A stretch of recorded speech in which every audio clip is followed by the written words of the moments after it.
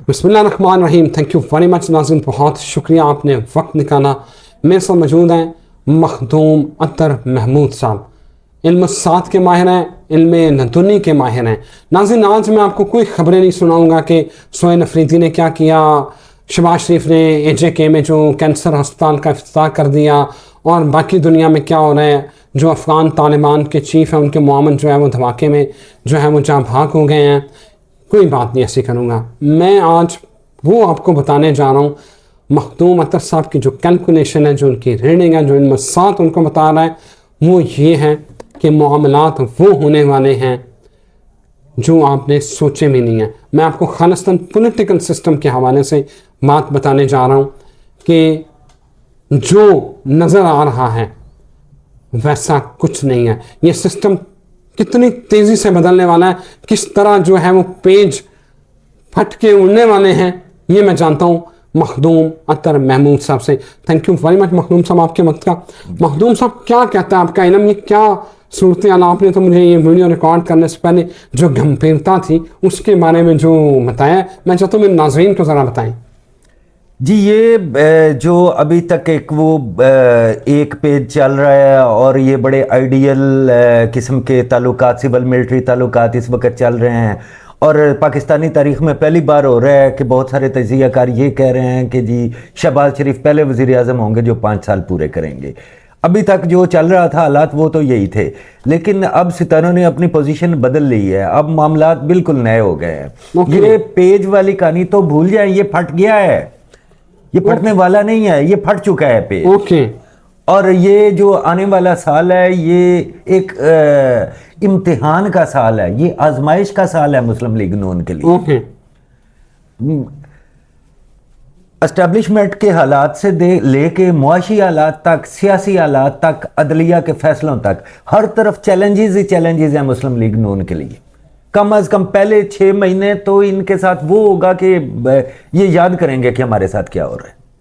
अच्छा शहबाज शरीफ, हम तो ये देख रहे थे कि ये सारा, अच्छा ये कब सितारों ने अपनी पोजीशन बदली और ये सारा मामला कहाँ से ख़राब होना शुरू हुआ है? ये मामला नवंबर के आखिरी हफ्ते में ख़राब होना शुरू हुआ है। जोहल की पोजीशन जब बदली है तो उसके बाद सारे जो थे वो ऑफेंसिव मोड में आ गए हैं, डिफेंस मोड में नहीं रहे। ठीक है। तो इस वक्त भी जोहल ने जो है वो मुस्लिम लीग नून को इस तरह घेरा हुआ है कि मुस्लिम लीग नून के एक तरफ खाई है और एक तरफ आग है। उन्हें समझ नहीं आएगी कि वो किधर जाएं। सबसे ज्यादा उन्हें बच बचा के चलना पड़ेगा, बहुत सोच समझ के फैसले करने पड़ेंगे। जो बयानबाजी गैर मोहतात मुस्लिम लीग नून कर रही है ये मुकम्मल बंद होगी तो शायद ये सरवाइव कर सके। अगर ये ज़रा भी लीकेज बयानात जिस तरह कई वज़रा देते रहे, ये देते रहे तो पेज फट चुका है और इनका फ्यूचर कुछ भी हो सकता है। आपको लगता है कि एस्टैब्लिशमेंट कभी भी इनसे हाथ उठा सकती है? इस वक्त एस्टेब्लिशमेंट का और इनका ताल्लुक मोहब्बत का नहीं चल रहा। पिछले 1.5 माह 2 माह से सितारों की चाल ने जो एक गर्दिश ली है उसने ज़मीन पे भी तब्दीलियां पैदा कर दी हैं। सिर्फ सितारे नहीं तब्दील हुए, ज़मीन पे भी तब्दीलियां आ गई हैं। तो इसके नतीजे में अब ये ज़रूरत का ताल्लुक है, और ये ज़रूरत भी ऐसी है कि वो नीम मजबूरी सा ताल्लुक रह गया है। ऐन मुमकिन है किसी वक्त एस्टेब्लिशमेंट हाथ उठा ले इनसे, आधे से ज़्यादा वो पहले ही उठा चुकी है।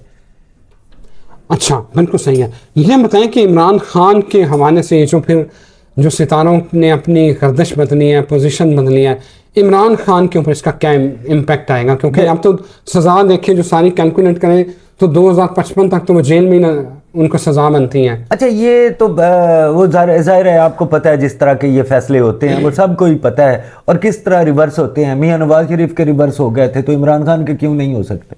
बड़े आराम से हो सकते हैं। 2026 के आखिरी 6 माह, बिलखसूस आखिरी 3 माह में हालात बिल्कुल बदल रहे हैं। ये PTI के साथ जितनी मुश्किलात हैं उनमें निस्बतन नरमी हो रही है। मुश्तरी के असरात जो हैं वो PTI को जब उन पर साया करेंगे तो PTI के मामलात बेहतर हो जाएंगे, और नून लीग जोहल और एक्वेरियस के जो जिस चक्कर में, जिस दबाव में है, वो मज़ीद दबती जाएगी। अच्छा, हाँ। आपको लग रहा है कि पाकिस्तान जो है, चलिए उसके ऊपर बाद में आते हैं, लेकिन आपको लग रहा है कि ये जो इस वक्त हमने फिर देखा है, जो सोहेल अफरीदी का दौरा लाहौर है, ये सारे मामलात, इसमें जो बड़े भाई हैं वो पीछे हो गए हैं और ये सब पंजाब गवर्नमेंट ने मैनेज किया है? ये देखें ना, सोहेल अफरीदी का जो दौरा हुआ है या जिस तरह के ये मामलात हुए हैं, ये सब क्लियरली बताते हैं कि अब पीटीआई का वो उतना बुरा वक्त नहीं रह गया। वो जिस हद तक प्रेशर में थे, उनसे प्रेशर मामूली सा रिलीज हुआ है, ये तो एक रियलिटी है। हम बात कर रहे हैं नून लीग की, तो नून लीग के तो अपने अंदर पावर रीअलाइनमेंट का इशू उठने वाला है ये आने वाले साल में, कि ये जी ताकत के नए मराकज पैदा हो जाएंगे नून लीग के अंदर ही। और मरियम नवाज साहिबा के लिए सिर्फ वारिस होना काफी नहीं रह जाएगा, अब उन्हें एक मैच्योर सियासतदान के तौर पे पूरा मूव करना पड़ेगा, डिलीवर करना पड़ेगा। और जो पहले सिर्फ कॉस्मेटिक्स मेयर्स और मीडिया और सोशल मीडिया पे वो उनके पब्लिसिटी चल रही थी, अब उसका कोई फायदा नहीं होगा। अब तो उससे ताकत के मराकज भी खुश नहीं है उनसे। अच्छा, ये आपकी खबर है या आपकी कैलकुलेशन है? नहीं, ये सितारे बता रहे हैं ना, अच्छा। मैं मुझे क्या खबर होनी है कहीं से। अच्छा, तो आपको लग रहा है कि अगला साल जो है वो ये बताएं कि पंजाब हुकूमत के लिए या वफाकी हुकूमत के लिए चैलेंज सबसे बड़ा किसके लिए है? सबसे बड़ा चैलेंज तो पंजाब हुकूमत के लिए है। वफाक सेफ है?